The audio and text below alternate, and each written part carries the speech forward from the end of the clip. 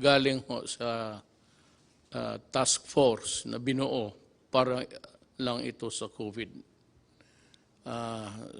But there are things which are not included here or needs to be expanded more thoroughly.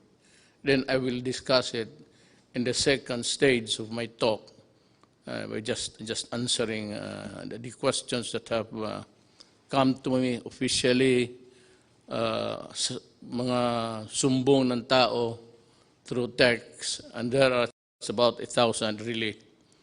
But we, endeavor to read it so that malaman ng tao kung ano ang nangyayari sa sitwasyon natin ngayon. So, basahin ko yung report ng Interagency Task Force for COVID. I'd like to read it slowly so that everybody is put on notice. There is no room for misinterpretation or maybe a double or what you would call, let me look for the word, I forget, but I'm sure it will come back to me. So first, let me read it. Sabi ko para clear lahat. Galing ito sa task force whose actions would govern the behavior of government, pati ako. Ako tiga, the president, so it goes to me, then it goes down to the critical persons involved here. And it is Secretary of Defense Lorenzana and Secretary Anyo of the DILG. Then also critical as the mga manager sa ating economy, pati yung nag-i-implement sa actual distribution. Binigay ko kay General Bautista. Retired na yan sila lahat, all civilians. But I have to have the critical mind of a military sa itong pera. Pag marami yan, pati ako kaya ko yung intindihin about the economy. But yung implementasyon at pagpaunawa kung paano ito gawin, I have faith in these three guys, and I would like them to proceed in a manner that they were trained to act and think, and that is a military-trained mind. Our resources through the Bayanihan Heal as One Law has been mobilized, implemented. Yung iba nakatanggap na, yung iba wala pa. So as I go along, try to understand what I'm saying. I am reiterating that our most vulnerable citizens, especially the poorest of the poor, must receive the government's assistance immediately o hindi patayan sa gutom. Alam ko na we cannot just focus or zero in itong the poorest of the poor. It's actually it has bloomed into something ginagamit sa politika, mga politiko na will go for the poorest of the poor. Pero yan talaga ang totoo. Marami ang may gusto.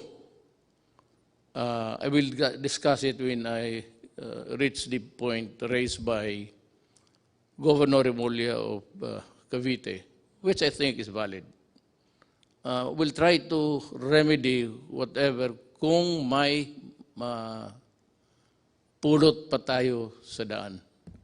The economy is not moving, stand still, so wala tayong kita.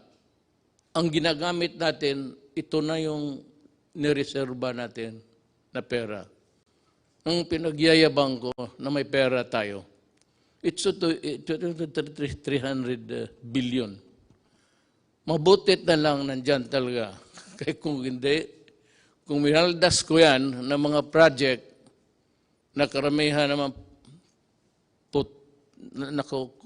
kukurakot, mas mabuti pa, sabi ko, na itong pera na tinago ni Dominguez, pero may order na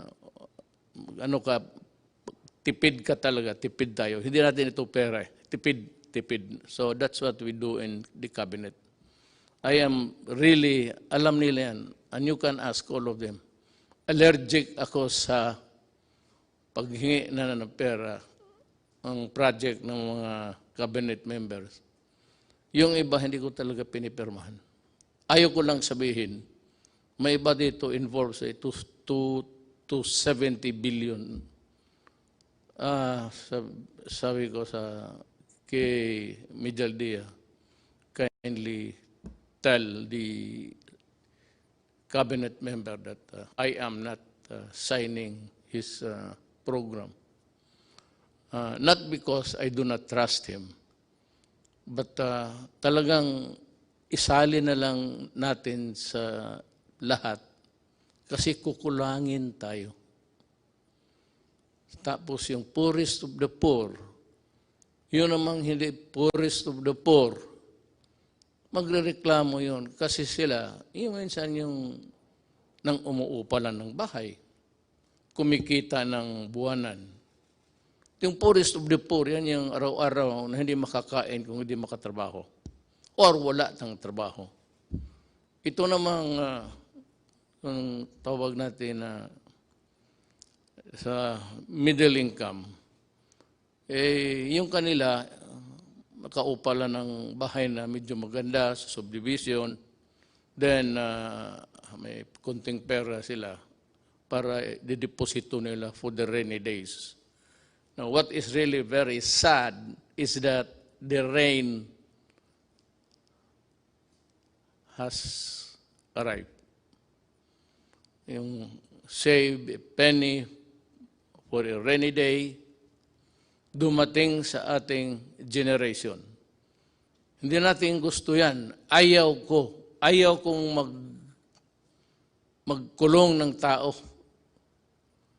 It gives me nightmares thinking, kaya pumayat. Kasi ako, nagising ng gabi, pag umihi ako, hindi ako bumabalik sa kama. Diretso ako sa lounging chair at mag-isip na ako, maabutan ako ng daybreak, magtingin ako sa labas, sa bintana. Paano ko? Sa akin lahat maghiram o the 100 billion pesos for 1 month or the 270 billion pesos for 2 months yan, nakaprogram na as earlier estimated, is not enough. I'm calling on the Secretary of Finance to generate. Magnakaw ka, maghiram ka, wala akong pakialam, i-produce mo yung pera kasi pag naubos na ito,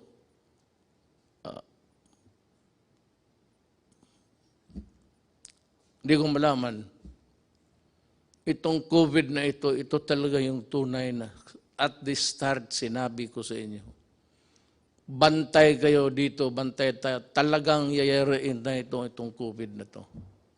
It might not really cripple a country, but it will, of course, cause a sadness and fear kung paano tayo makaraos dito. we are exploring options to adjust our budget. Yung budget na yung earlier na budget, wala pa yung COVID. Sinabi ko, bawasan na lang yung iba or totally ilaglag mo na lang yung project na yan, iligay mo dito kasi ang unahin natin, ang tao, ang tiyan. Kasi pag wala nang kinakain, a human being can be violent. Especially makita niya yung mga anak niya wala nang kain, nag-iiyak siya, maghingi ng gobyerno, tapos wala na akong maibigay at maubos yung bigas natin. Parang hindi lang ako, lahat sa buong mundo. Kami yung in charge sa gobyerno, yun ang problema namin. Problema ko, problema ni Trump, problema ng lahat. Kasi yung economy nila, pareho man tayo lahat. Walang kita. Puro gastos na lang. Wala nang kumikita araw-araw na magbayad ng buwis, magbayad kung ano-ano. That is income for how it would impact on our GDP. Yung GDP is just yung income ng ekonomiya based on the income ng gobyerno. That's what it's all about, actually. So, ang gobyerno kasi cannot print so much money. Hanggang ano lang ang value ng ating economy that is equal to your value, how much money you can print, how many trillion or billions are you allowed. Yan ang economy mo. Hindi mo sabihin na, mas malaki yung iyo kasi mas malaki yung sa Amerika. Sa Amerika naman, lahat may trabaho, lahat nagbibili ng eroplano, bala, kasi gusto ng gulo.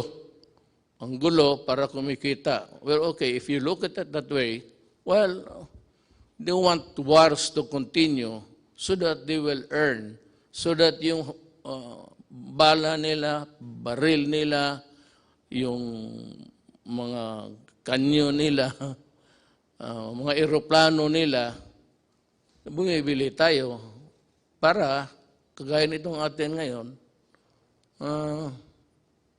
patayin yung Pilipino kasi nagre-rebelde, nagkikidnap, tapos binababoy yung tao, pinuputulan yung ulo, pati mga sundalo ko. Ganon. So that is how it is. Everybody wants war, trouble, because kung wala ng gera, ang kita itong mga to, these countries, producing the armaments and the lethal things in a inventory sa bodega. Ganon yan. Isipin mo na lang kung wala ng gulo. Sino magbili ng bala? Sino magbili ng baril? Yan ang isi-share ko, yung nalaman ko lang. The little knowledge that I have. I'm sharing it with you. I may need more minutes or hours to talk with you. But at least kung makinig kayo, you'd be able to understand even my paradigm, ang paningin ko sa buhay. At ang paningin ko kung saan ako tatagal. Saan ako pupwesto dito. Once again, I am asking the utmost cooperation of the public in these trying times. Let us see the needs of our poor brothers and sisters who are hit most by the pandemic. You know, lahat tatamaan ito. Kaya sa lahat ng bansa sa mundo, isang order lang, pasok kayo sa bahay, huwag kayong lumabas kung ayaw ninyong mahawa. But for those people, Filipinos who have to, go out to earn a living sa mga palengke, makikita mo naman, nobody's obeying the order. And,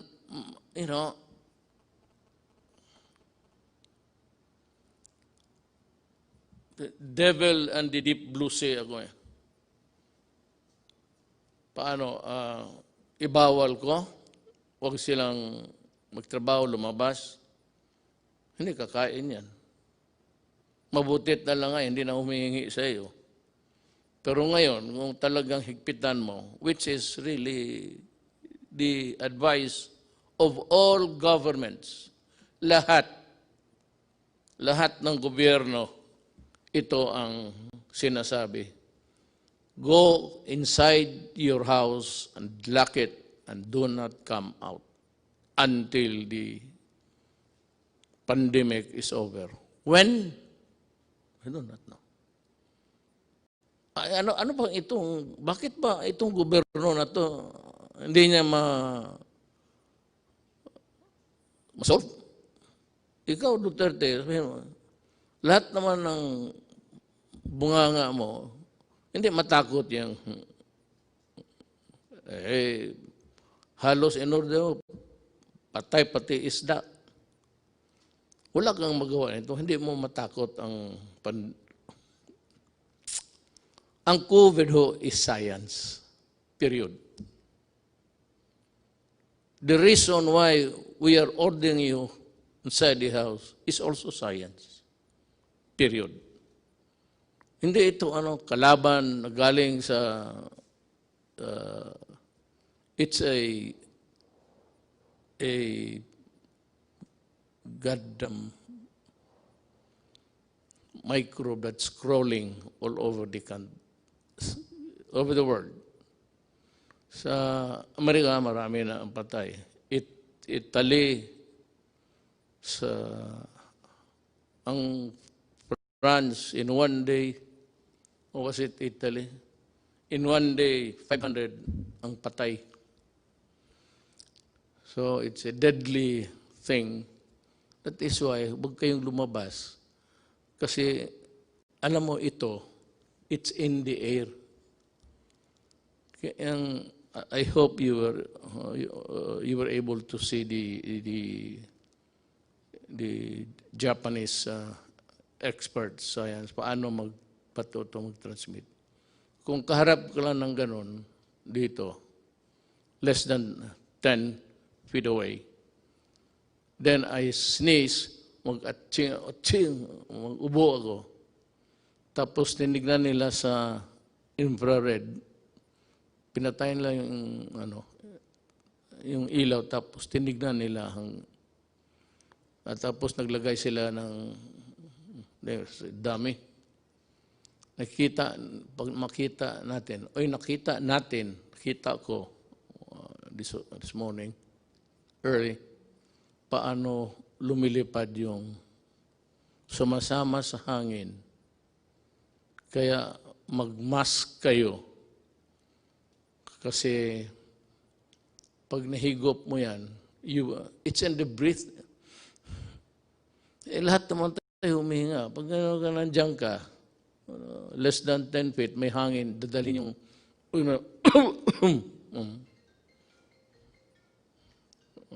nagtawag na yung si microbe.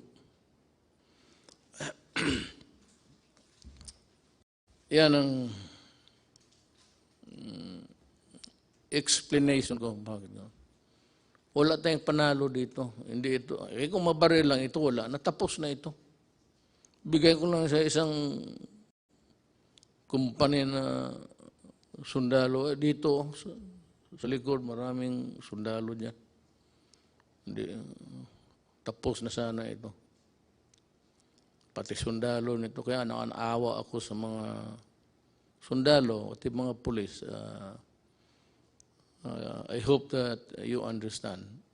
Kaya that was the reason why. Nagkatotoo ta prophetic. Dinubli ko yung sweldo nila. At maraming pumalag. Teachers and all, bakit inuna ko? Sabi ko, Yung mga pulis pati yung military, utusan yan ang buhay ng bayan. Pag may sunog ang pulis, pag may gulo ang military, pwede silang mamatay.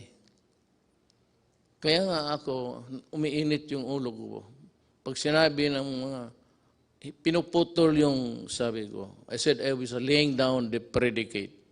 Alam mo yung mga tao talaga, yung mga opisyal, mga former generals pa, ikakat nilang paglumaban at ang buhay ng pulis or military nasa alanganin, bumaril kayo at sa ulo mo, kundi aabutan ka. And the classic example was yung sa Caloocan. I think it was about 2 months ago. 8? Or was it last year? Yeah. Nilapitan niya yung adik. May dalang knife. Lumapit ang pulis. Lumapit rin, lumaban. Naunahan pa ang pulis na saksak, patay. Ayaw ninyong maniwala na ang adik sira ang utak para mo tinapakan mo yung sarili mong utak at binalik mo sa ulo mo. Puro ulol yan. Kaya lahat naman ng pumasok dyan, talagang ulol. Kaya magmanaalanganin yung gobyerno, I will not allow na mamatay yung puli o sundalo o civilian tapos mabubuhay itong mga kriminal, mga adik. Ngayon magsabi kayo, COVID ngayon, quarantine, magnegosyo kayo.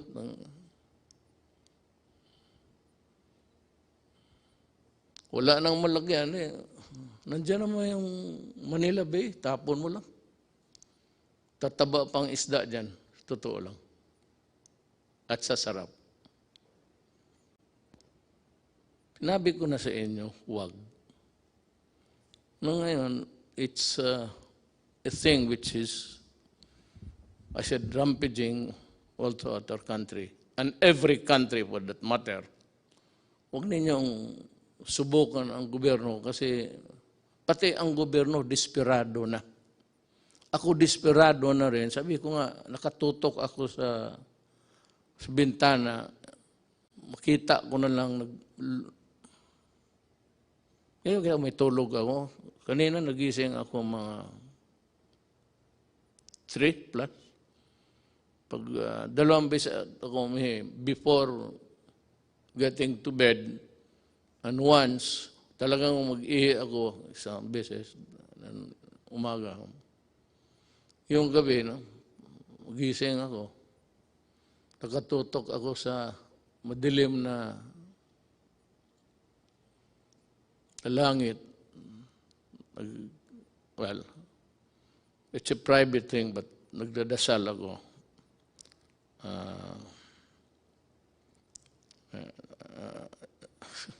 Basta nagdasal ako para sa bayan ko. Kasi yung iba-iba ang Diyos nila eh. My God is the true God. It's only one God. Doon lang ako na, hindi ako nag-ano ng iba. One God lang ako para isang salita lang. Hindi na marami pa akong intermediary. Parang santo, checkpoint yan. Diretso ako. So hindi na ako nagsisimba. At ang Diyos ko is God the Father. He's only one.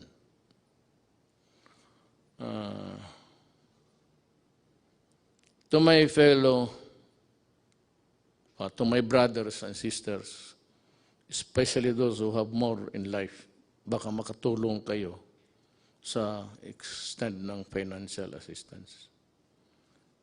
Kung hindi mo na masyado kailangan at alam mo na may minagugutom, bigay mo na lang para hanggang maubos ang may border yan eh. Tulong mo hanggang dyan lang. Ang gobyerno, ganun. I would like to be honest. Ang 100 billion pesos per month, 300 yun. So, ang 100 billion pesos budget or 270 billion pesos for 2 months as they are estimated. Hindi talaga tatagal yan. It's like water, spring. Ewan ko itong Pasig River, how long it would. But long after wala na tayo, siguro yung Pasig nandyan pa yan. Pero hindi yan kagaya ng ating gobyerno na walang katapusan ang pera. Your money, money ko, money ng mga lasinong may deposito sa bangko. Pag ginastos ko yan, mauubos talaga yan. Wala namang kita puro bigay na lang. So that is a problem. Kaya sana, Bisaya pa, dili na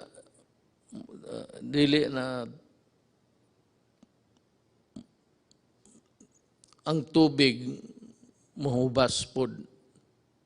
Maybe this Pasig would take about 500 years to dry up, but it's not forever.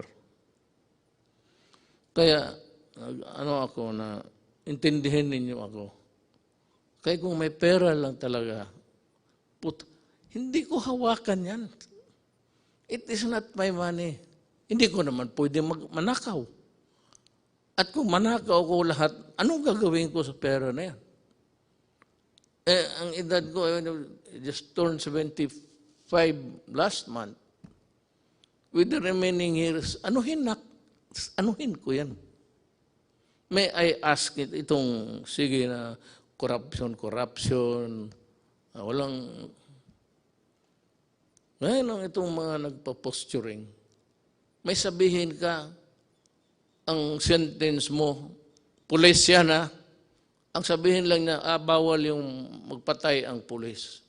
Nasira tuloy kung ano at bakit ka pwedeng patayin. At may bakit na hindi dapat pumatay ang gobyerno, o pulis o military. Nawawala tuloy sila kasi nagle-lecture, bawal yan. Alam mo, kayong mga opisyal na pulis, dumaan man kayo. Tignan natin yung record ninyo. One of these days. Sige nga. Magprangkahan tayo. Ilabas natin lahat. Ilabas mo kung ilan ang pinatay ko. O ilan ang kabit ko. At ilabas ko rin kung ano kayo. At sabi nagpapahiro. Stop it. Kukurnihan ang mga tao niyan. Na may mga salita kaagad kayo, balik ta rin. Yung naman ngayon, hindi pwede yan, dalawa, kasi bawal sa konstitusyon. Hindi nila alam, binabasa ko, batas mismo. Under the Constitution. Yung mga style na gano'n. So what's new? What's new with more than what is new? Ito nakasalasay ang I hope I pronounce it correctly. Nakasalay ang bayan natin sa pag-unawa sa ating isa't isa. Wala naman akong makuha sa inyo. Nagbabayad ako tuloy. Pati ako binabayaran. Daldal kayo ng daldal. Wala naman, alam ninyo, wala namang income. So, sino pinaparinggan ninyo? Sino yung trying to be smart elect. Yan ang nasa gobyerno ng iba. No, do not compete with me because you are not a lawyer. And a lot of you, you do not know your law. Sabi ko fiscal ako, 8 years ako nagtatrial. Lahat, anong kaso, rape, murder, police, pinatay, police nagpatay. So, huwag kayong mag-compete kasi may kulang eh. Tapos yung kulang ninyo, I will supply it, and then ma-insulto kayo. So next time, look for a valid issue. Kung yung, basta may sinabi ka, lalo na yung favorite na extrajudicial death, lukso ka agad, maraming magsalita. Para lang makasalita. Wala namang ginagawa. At hindi naman nagawa. Nung nandoon kayo. You know?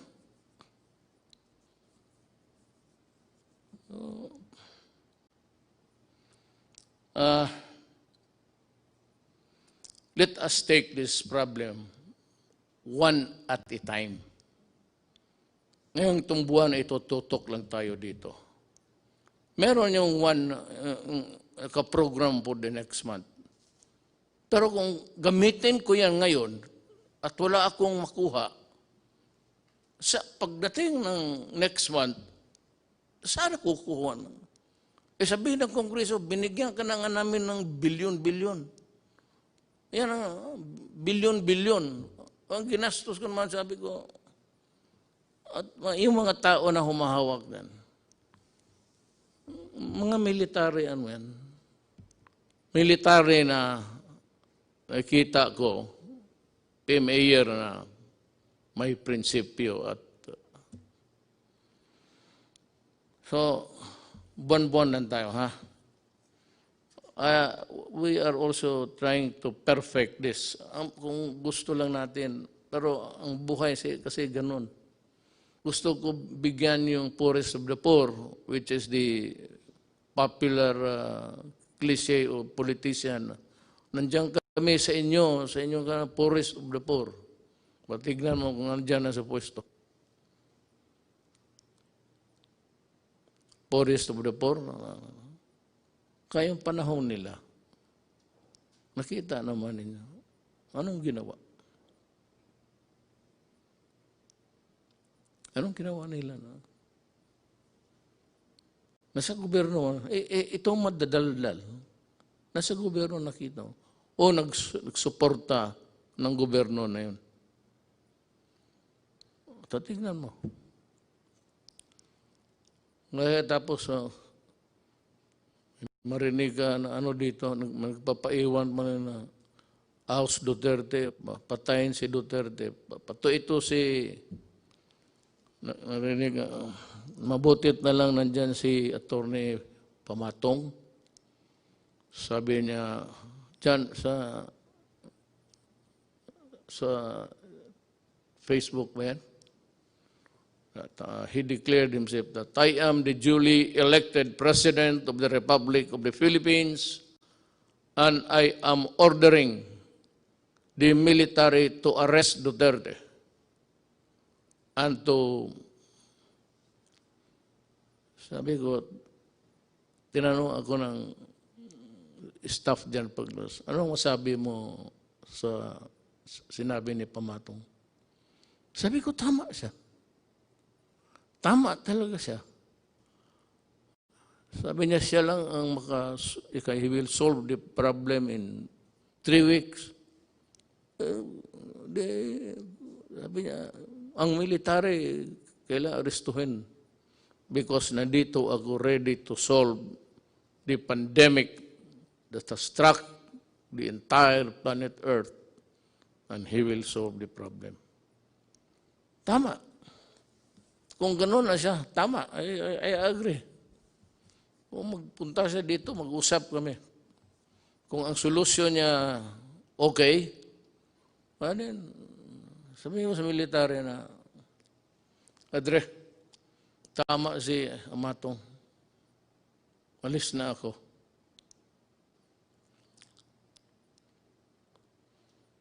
Yung private sector, kung makatulong lang kayo. Alam mo bakit?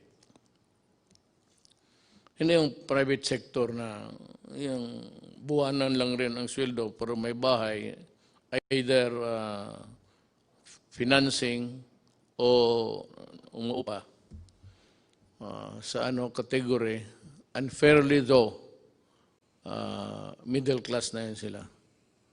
So sila, sinulatan ako ni Governor John Vic Remulla.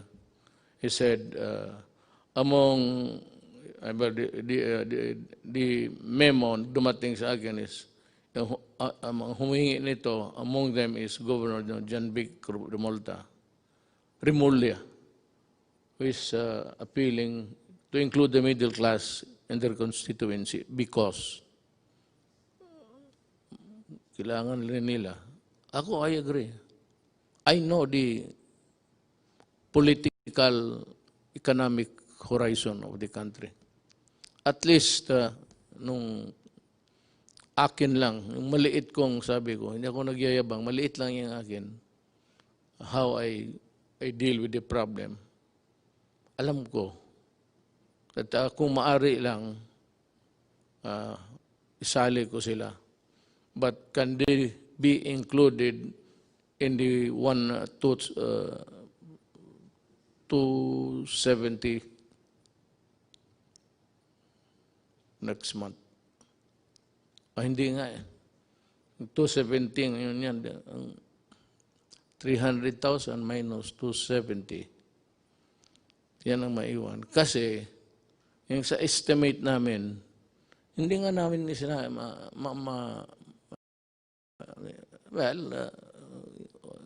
yung ilan ba dito talaga yung middle class na, at yung middle class na floating lang, nandun dyan lang. May, just making what's tapos to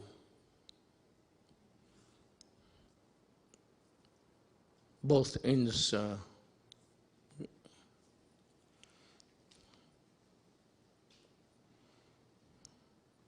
Alam mo, ang sagot ko kasi dito, sagutin ko na lang. Ang solusyon nito is vaccine. Walang iba. Unless and until the bright boys, the scientific minds can come up with a vaccine or a previous, sabi nila yung sa malaria. I remember yung tatay ko. May tinamaan ng malaria yun eh. Panahon ng gera. Kita ko siya yung mag-shake para talagang parang addict. Ano yung anti-malaria, I remember. But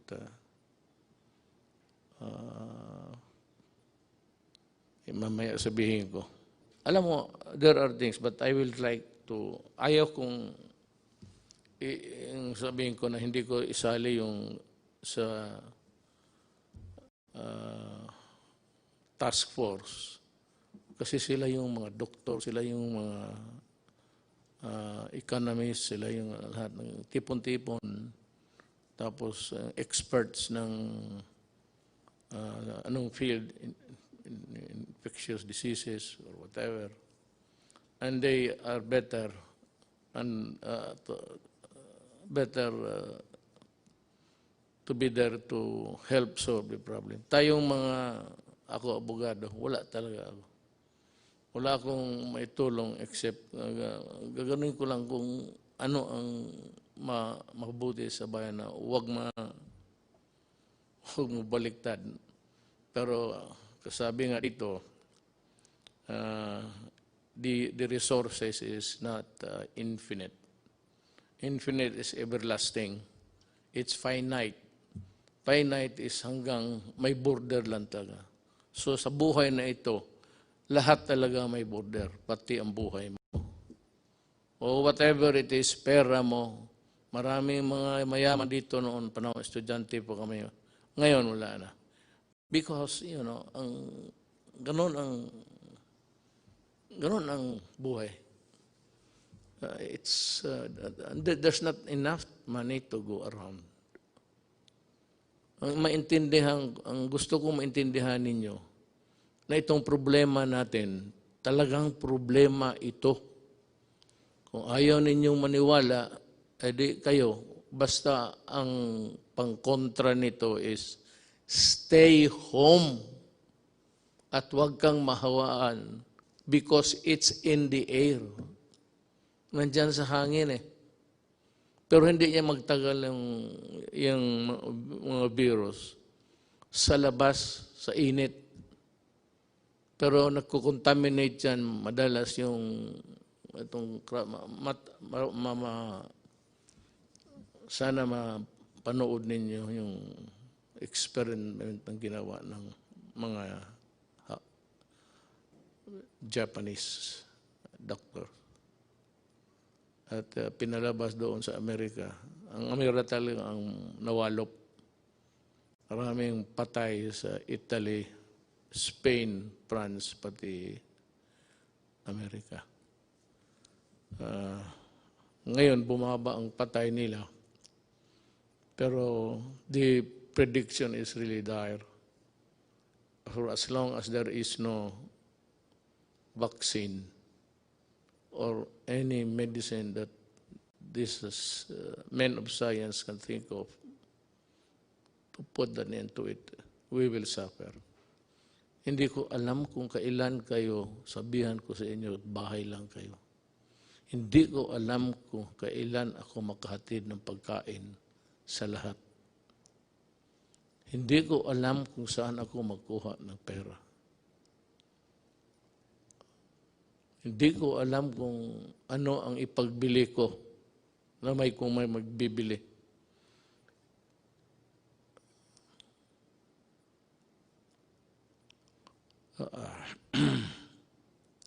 So just stay alert.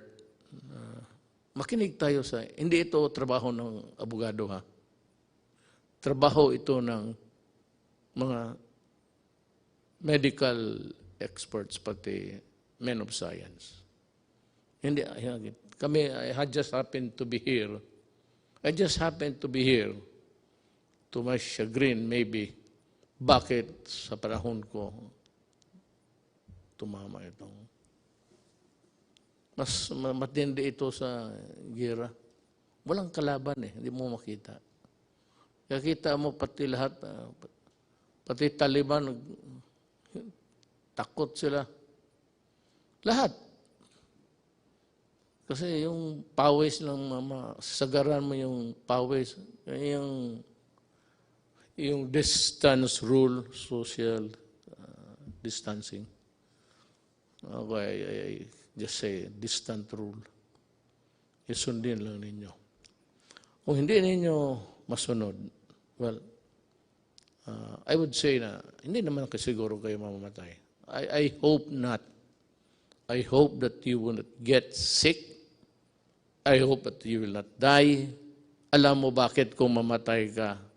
Sabihin ko sa iyo, galing hospital o saan ka clinic, your body can only be handled by people who are fully protected. Hindi ka na makahawak kung sino yung namatay. Ayaw ko nang magbanggit ng ano pa. Basta kung sino yung namatay, hindi mo mahawakan. Balot, diretso yan, tapos diretso sa sunugin crematorium. Hindi ka nga makaburol. You will not be allowed na magburol ka ng isang tao na matay sa COVID. Sunog talaga yan. Kaagad. Ora mismo. Hindi mo na makita. Makita mo na lang sa malayo na yan, kinakarga ng funeraria, car, funeral vehicle. Pero hindi ka na makalapit. Baski mayaman o mahirap. You will not be allowed to go near, touch the whatever it's. Wala, diretso na. At walang libing yan. Sunog. Kaya I am forced to say this because dapat ninyong what is really at stake. At ano ang, kung hindi kayo magsunod? And as I have explained, it is like yung kadena de amor. Habang may driver mo, o magpunta siya sa utusan mo, mahigop niya, bumalik siya sa kotse mo, magsakay yung anak mo, ikaw, makuha mo. Hindi na siya kailangan mag-atching pa. Yung birth niya, yung ginawa niya, nasa kotse, yun. O anak mo, payagan mo, mag-socialize, mag-inuman, tapos may yung isa, may tama pala, kasi ang tatay niya galing sa tapos isang kwarto, hindi niya alam na delikado yung enclose, mabuti pa buksan, mag-aircon ka, buksan mo.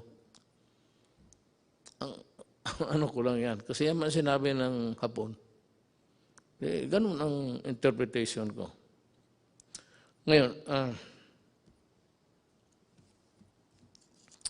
kailan matapos ito, Du30, ang paghirap mo sa amin?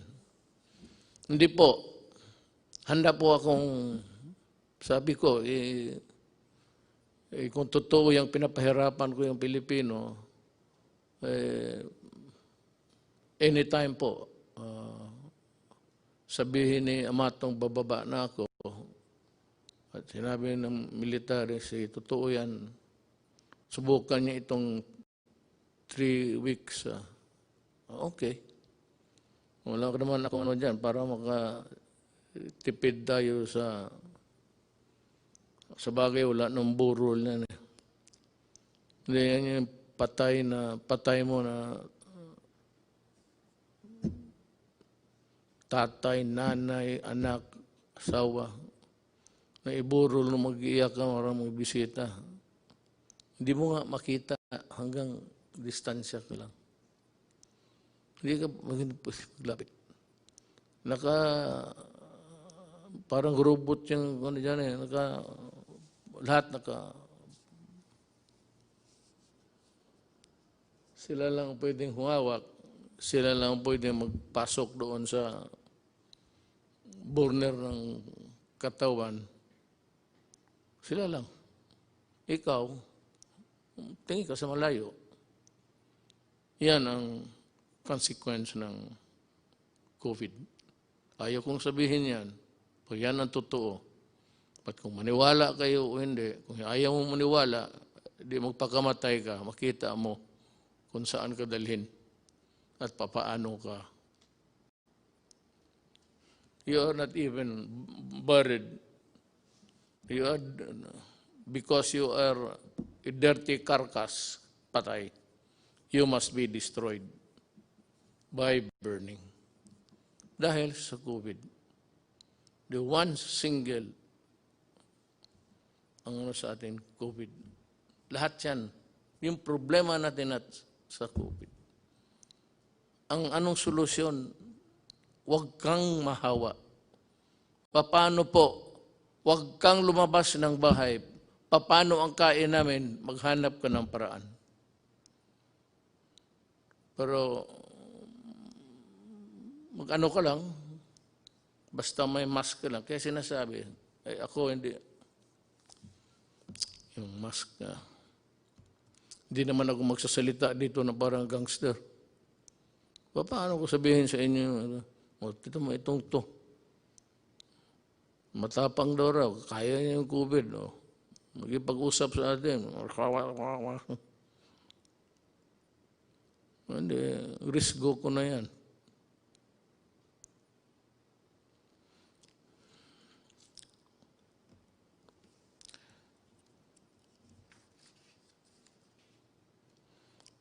It's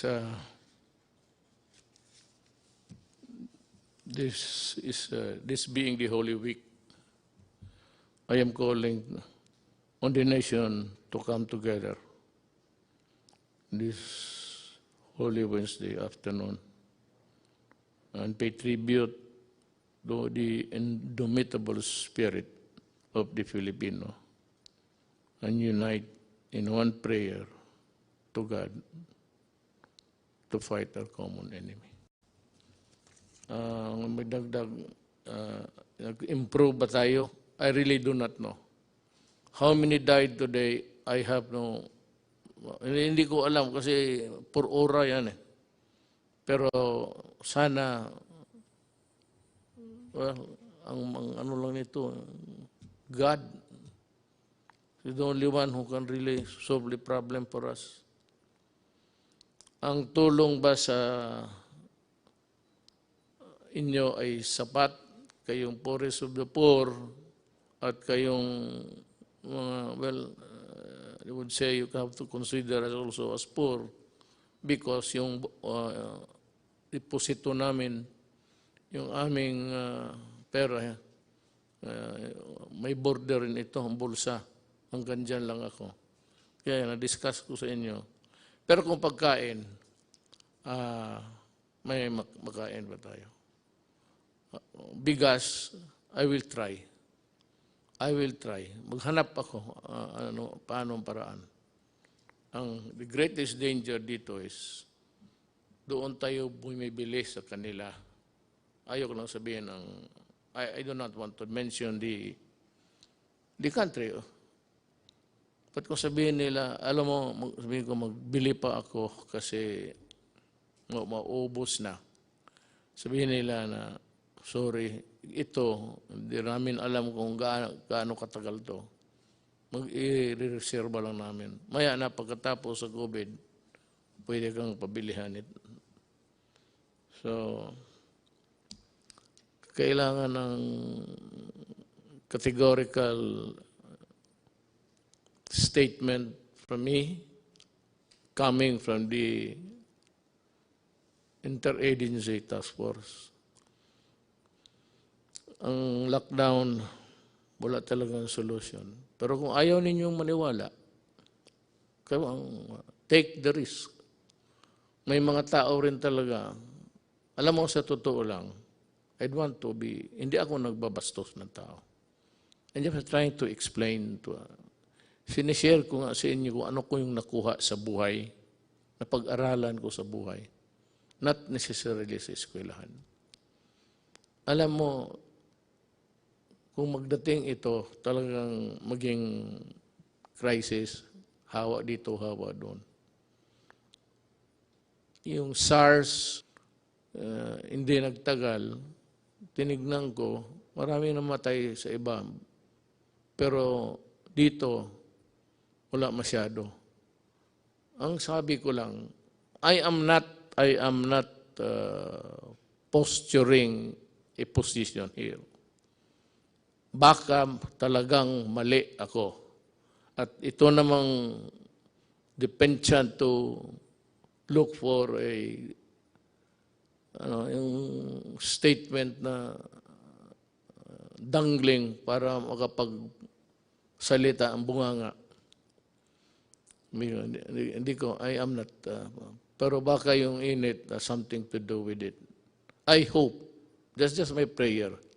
There are a lot of people also coming up with that kind of thinking that maybe yung weather, climate, temperate zones, tropical, init, makatulong. So yan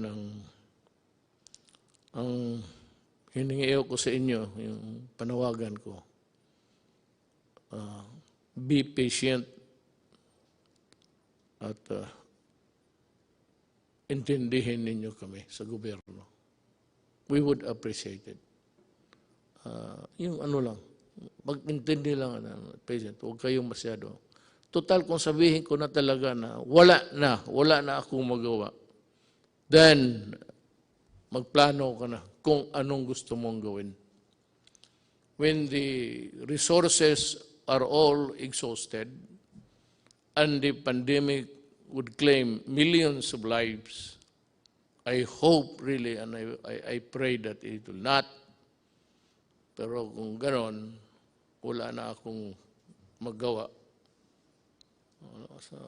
Malapit na. ilang buwan lang ang reserba natin. Ako handa akong ipagbili yung buong Dewey Boulevard sa gustong mag-reclaim. Bigyan niyo ako ng bigas.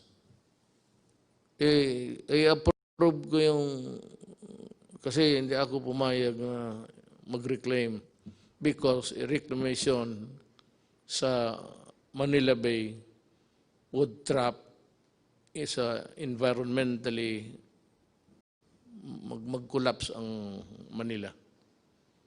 Tapos there will be I would say, may mga syudad na bago, mga apartments, mga high-rise. But then, the city of Manila, given its lack of yung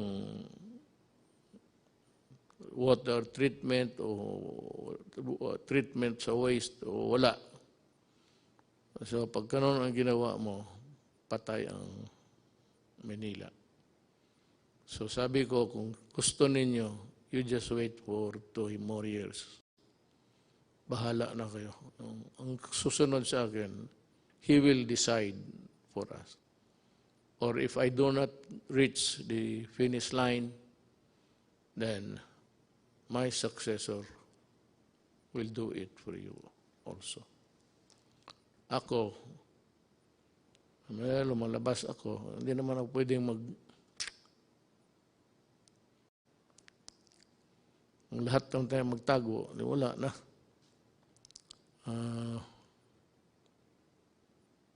I have also to magsusugal rin ako.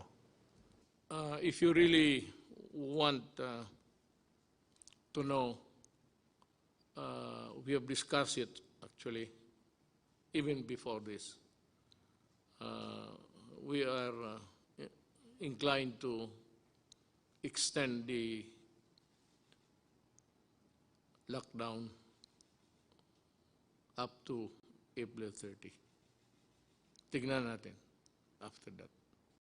In the meantime, magdo-double time kami doon sa tinatawag ninyong middle class. How is it defined or arrived at correctly? We will talk about this. I address myself to the people who have the money now to help, pati yung mga employers. Alam mo, tulungan ninyo ang gobyerno, ang bayan natin.